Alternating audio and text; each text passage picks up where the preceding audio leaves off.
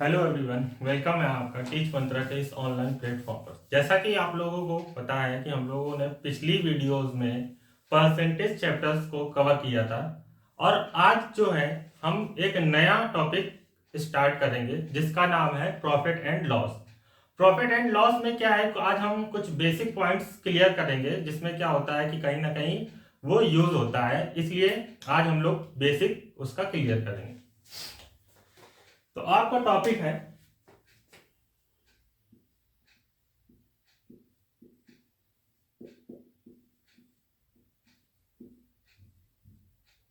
Profit and loss. Profit and loss को हम हिंदी में बोलते हैं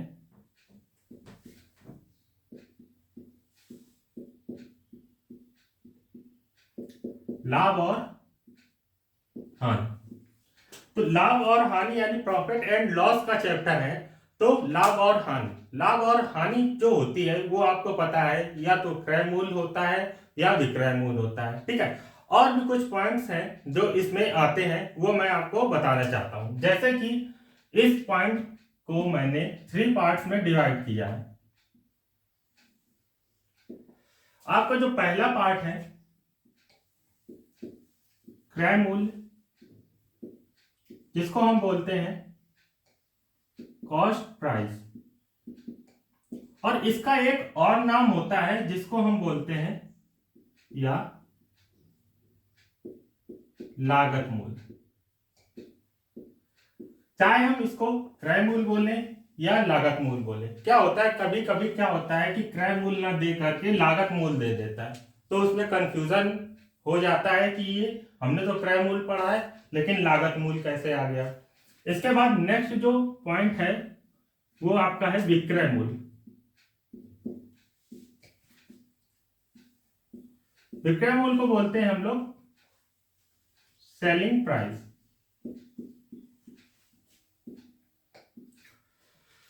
इसके बाद जो अगला पॉइंट है वो आपका आ जाता है अंकित मूल्य, जिसको हम बोलते हैं मार्क प्राइस। और एक और इसका नाम होता है जिसको हम लोग बोलते हैं सूची मूल्य, जिसका मीन होता है लिस्ट प्राइस। अब ये जो पॉइंट्स है इसको हम एक एक करके डिटेल में पढ़ेंगे कि हमारा क्रय मूल्य क्या होता है, लागत मूल्य क्या होता है, विक्रय मूल्य क्या होता है, अंकित मूल्य क्या होता है, सूची मूल्य क्या होता है। तो सबसे पहले जो हम लोग पहला पॉइंट लेंगे उसमें आएगा आपका क्रय मूल्य।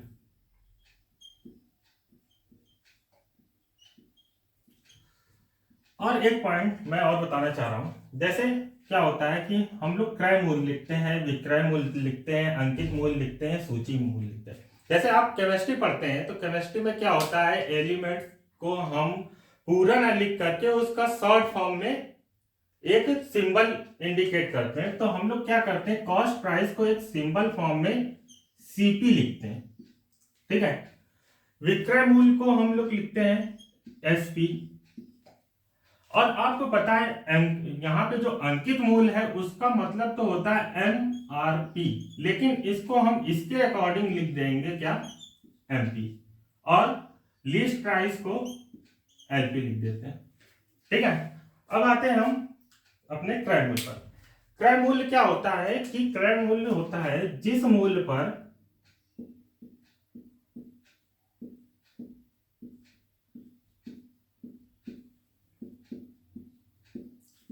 कोई वस्तु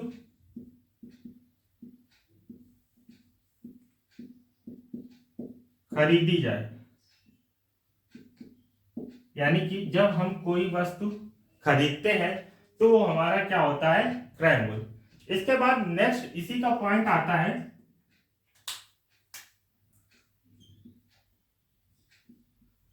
लागत मूल्य।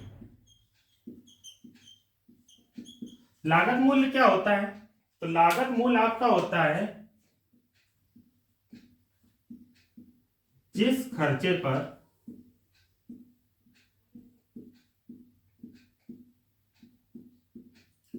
कोई वस्तु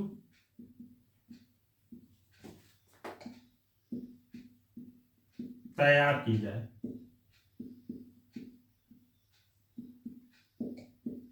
ठीक है। तैयार की जाए मतलब इसमें क्या होता है, जैसे आपने कोई वस्तु खरीदी, खरीद मूल्य, अब उसको तो आपने खरीद लिया, उसके बाद क्या हुआ, उस वस्तु को मैन्युफैक्चर किया मतलब उसकी मरम्मत कराई और अन्य खर्च जो इसमें ऐड हो जाता है।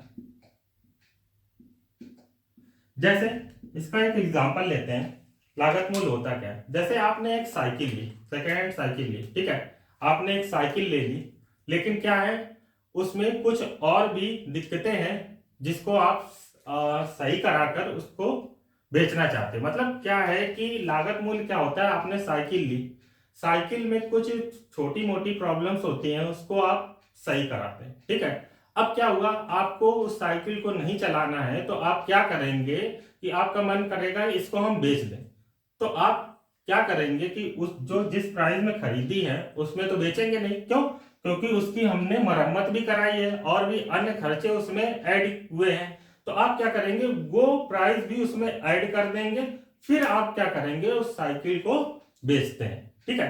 तो वो हमारा लागत मूल्य कहलाता है। इसके बाद हमारा आता है विक्रय मूल्य।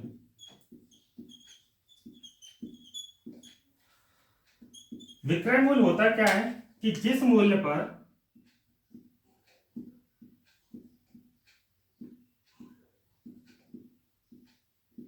कोई वस्तु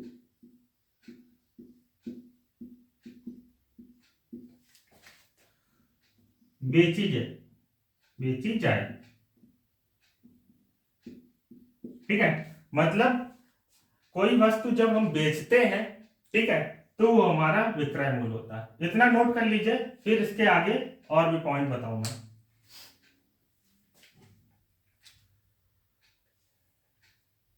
नोट कर लिया होगा आपने।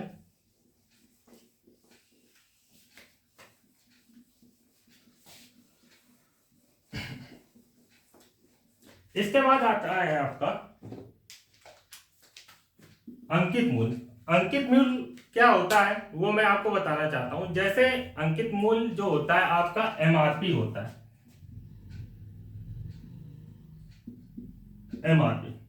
जैसे क्या होता है कि कोई ऑब्जेक्ट मतलब कोई वस्तु होती है, जैसे आप समझ लीजिए आप रिफाइंड ऑयल ले लेना, तो रिफाइंड ऑयल में क्या होता है कि जो एमआरपी होती है वो पहले से पड़ी होती है। तो क्या होता है, आप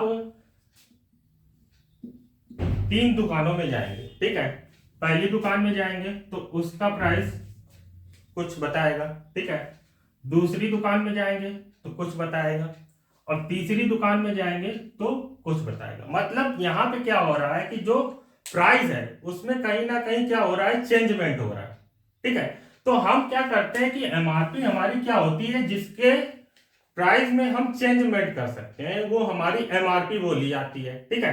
और इसके बाद जो सूची मूल्य होता है, सूची मूल्य क्या होता है, जैसे क्या होता है कि आप लोगों ने आप कोल्ड ड्रिंक ले लीजिए, कोल्ड ड्रिंक में क्या हो गया कि आप किसी शॉप पे जाएंगे, किसी शॉप पे जाएंगे तो वहां पे क्या होगा कि आप एक शॉप पे गए तो उसका उसने प्राइस बताया, फिर आप दूसरी शॉप पे गए उसका प्राइस सेम उसी प्राइस में उसने उसका भी रेट बताया, आप तीसरी शॉप पे गए तो वहां पे भी उसी रेट पे उसने प्राइस बताया। यानी कि इसका जो प्राइस है, इसका जो मूल्य है उसमें कोई चेंजमेंट नहीं हो रहा है, वो हमारा क्या बोला जाता है, सूची मूल्य।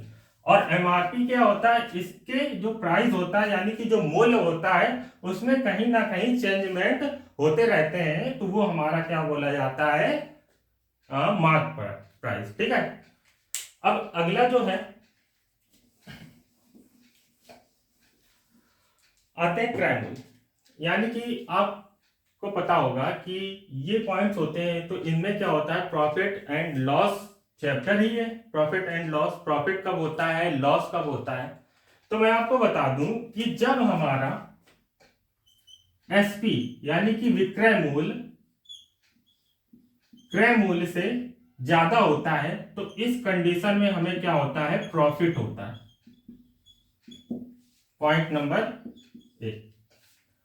दूसरी कंडीशन क्या होता है कि जब हमारा सीपी यानी कि कॉस्ट प्राइस एसपी से बड़ा होता है तो इस कंडीशन में हमेशा लॉस होता है। ठीक है, अब इसके फार्मूले देख लीजिए। फार्मूले क्या होते हैं कि इसका जो फार्मूला होता है, अगर हमें प्रॉफिट निकालना होता है तो प्रॉफिट का जो फार्मूला होता है वो हो जाएगा आपका एसपी माइनस सीपी, यानी कि एसपी से सीपी को घटाएंगे तो वहां से हमारा प्रॉफिट निकल आएगा। सेकंड जो फार्मूला है उसमें हमें लॉस निकालना है, तो लॉस के लिए क्या करेंगे, सीपी से एसपी घटा देंगे।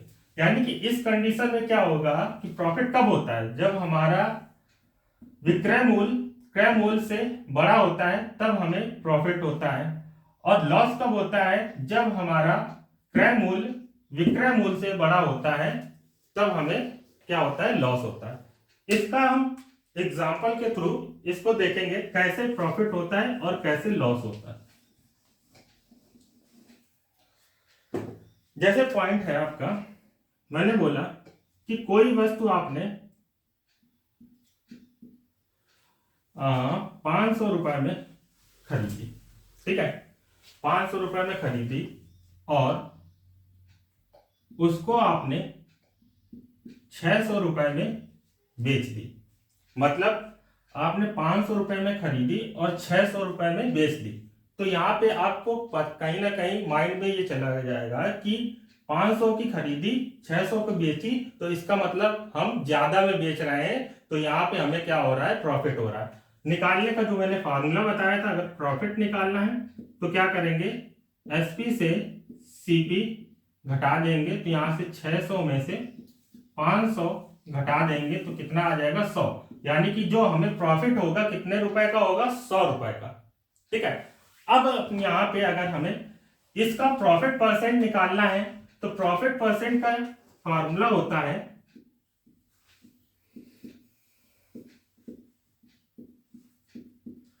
जो प्रॉफिट होता है अपॉन जो सीपी होता है। यानी कि चाहे प्रॉफिट हो या लॉस हो, हमेशा हम किस पे निकालेंगे, जो हमारा क्रय मूल्य होता है सीपी पे इंटू 100। अब आपको पता है यहाँ पे प्रॉफिट कितने का हुआ था, 100 रुपए का, किस पे, 500 में गुणे 100, यानी कि ये हो जाएगा आपका 20% का प्रॉफिट होगा। नोट कर लीजिए। इसके बाद नेक्स्ट पॉइंट,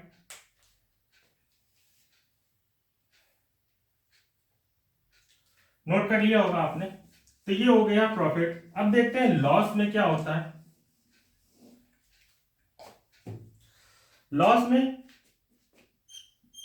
जैसे आपने आपका जो सीपी है वो है 550, ठीक है, और एसपी जो है वो हो गया आपका 500।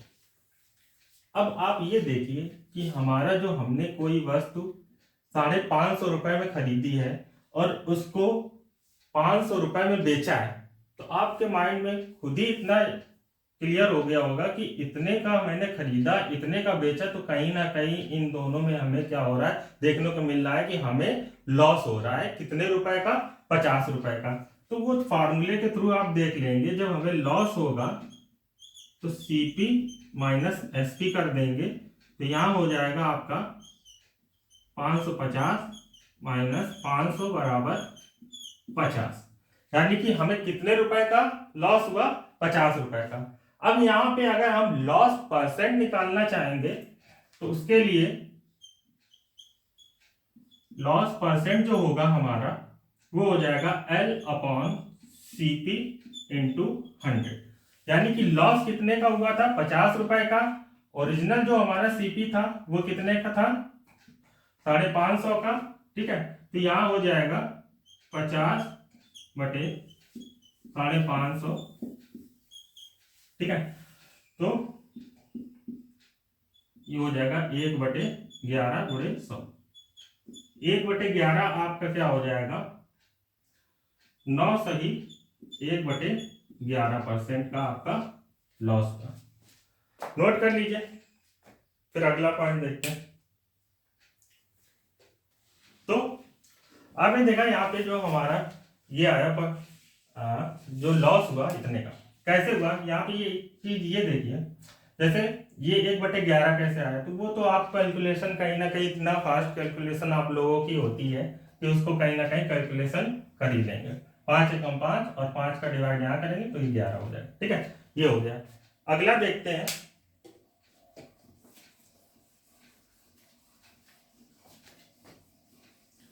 अगला पॉइंट ये है कि जब आपका एसपी और सीपी बराबर होता है, यानी कि जब आपका एसपी और सीपी बराबर होगा तो इस कंडीशन में क्या होता है, नो प्रॉफिट नो लॉस, यानी कि ना तो आपको प्रॉफिट होगा और ना ही आपको लॉस होगा, ठीक है। इसके बाद नेक्स्ट पॉइंट देखते हैं। अगला फार्मूला जो है आपका, कुछ फार्मूले हैं वो मैं बता रहा हूं, ठीक है। जैसे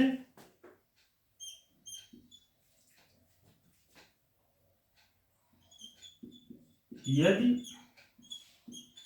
एक वस्तु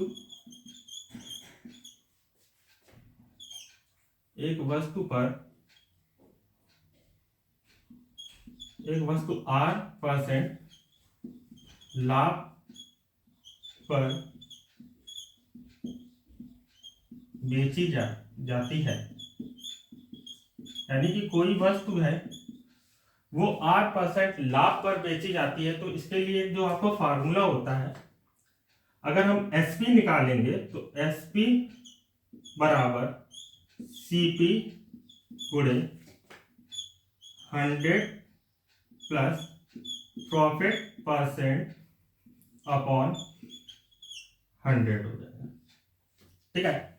ये तो हो गया एसपी के लिए। अब अगर हमें सीपी निकालना है तो सीपी के लिए फार्मूला क्या हो जाएगा, एसपी गुणे 100 अपॉन 100 प्लस प्रॉफिट परसेंट। ये आपका हो गया सीपी निकालने का तरीका। यानी कि एक पॉइंट आप ये याद रखिए कि जब हम किसी वस्तु को लाभ पर बेचते हैं, लाभ पर बेचते हैं, अभी दूसरा जो आएगा उसमें हानि पर बेचेंगे, तो लाभ पर बेचेंगे तो जब एसपी पूछा जाए तो ये फार्मूला यूज करेंगे, और जब सीपी पूछा जाए तो ये फार्मूला यूज करेंगे। नोट कर लीजिए, फिर अगला पॉइंट देखते हैं। तो अगला पॉइंट देखते हैं।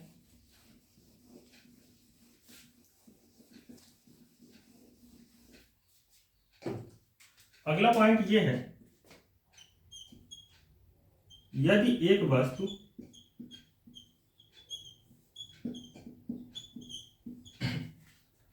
R% हानि पर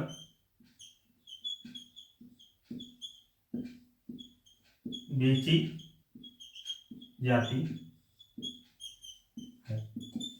यानी कि अगर हम किसी वस्तु को R% लॉस पर बेचेंगे तो उसके लिए जब हम एसपी निकालेंगे तो यहाँ पे हो जाएगा सीपी गुणे 100 माइनस लॉस परसेंट अपॉन 100 हो जाएगा, और जब हम सीपी निकालेंगे तो हो जाएगा आपका एसपी गुणे 100 अपॉन 100 माइनस लॉस परसेंट। तो ये हो गया आपका एसपी और सीपी। कब? जब हम R% हानि पर कोई वस्तु को बेचते हैं, ठीक है। नोट कर लीजिए अगला पॉइंट।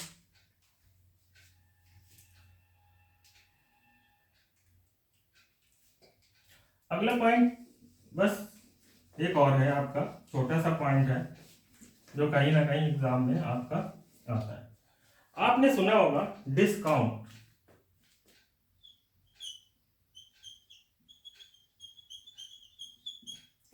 डिस्काउंट को हम लोग बोलते हैं बट्टा।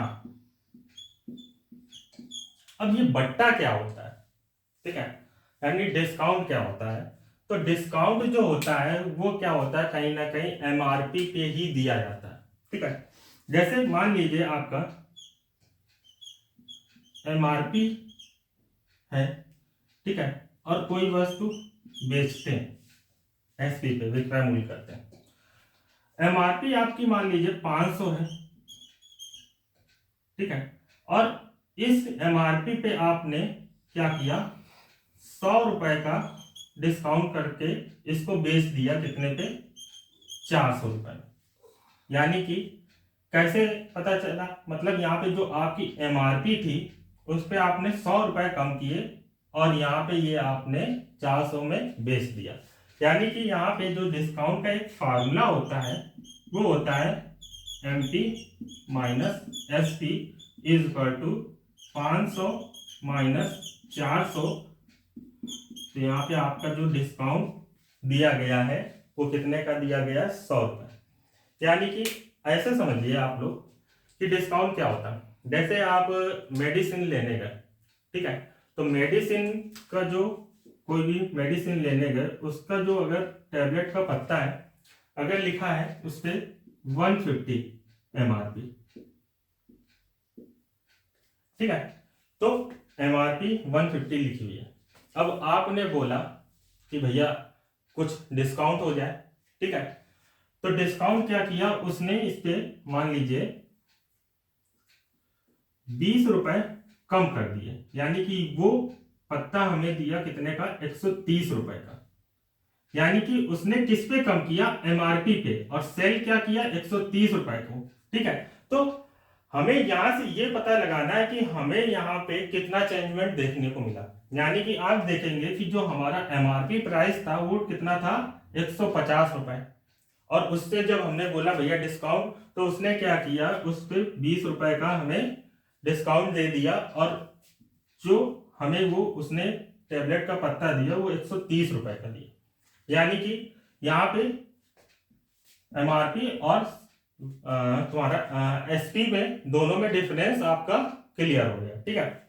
अब अगर हम डिस्काउंट परसेंट निकालते हैं कि हमें कितने परसेंट का उसने डिस्काउंट दिया है, तो डिस्काउंट परसेंट निकालेंगे तो आपका जो हो जाएगा डी डिस्काउंट, और कितने पे, एमआरपी पे जो दिया है इनटू 100।